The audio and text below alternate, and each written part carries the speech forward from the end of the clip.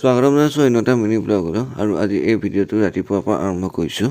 এতিয়া বাজিছে 8টা আৰু ৰাতিপুৱা ব্ৰাছডাল লৈ পেলাই মই বাটাফাললৈ ওলাই আহিছিলোঁ দাঁত মাজি আৰু আহোঁতে দেখিলোঁ ধান বান্ধিবলৈ লৈছে। প্ৰায় মেচিনত আজিকালি ধান বান্ধা হৈছে, যিহেতু মৰণা মাৰি সেই কামসমূহ কৰে আৰু কিবা এটা ভালো লাগে। বৰ্তমান সময়ত সেইসমূহ নাইকিয়া হৈ গৈছে বুলি ক'ব পাৰে আৰু এতিয়া মেচিনৰ যুগত প্ৰায়খিনি ধান পিককৈ ওলাই আহে, লগতে কামসমূহ সহজে হৈ পৰে।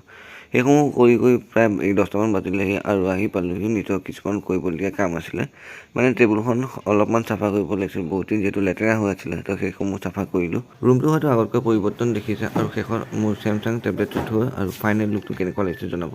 বিশেষ তেনেকৈ একো নহ'লেও যিমানখিনি পাৰোঁ সিমানখিনিকে কৰিছোঁ আৰু কৰি লোৱাৰ পিছত প্ৰায়খিনি কাম হৈ গৈছেহি। এতিয়া বাজিছে প্ৰায় 1টা আৰু প্ৰায়খিনি কামো যিহেতু হৈ গ'ল আৰু গতিকে ভাতটোও খাই ল'লোঁ। লগতে সন্ধিয়া সময়ত জুই কাষতে অলপমান সময় বিৰতি ল'লোঁ আৰু লৈ পেলাই প্ৰায় 8টামান বাজিলে আৰু ওচৰতে ভলীবল হৈ আছিলে, তো ভলীবল খেলা চাবলৈ গ'লোঁ আৰু ভিডিঅ'টো ইমানখিনিতে সামৰিলোঁ মাৰিলোঁ।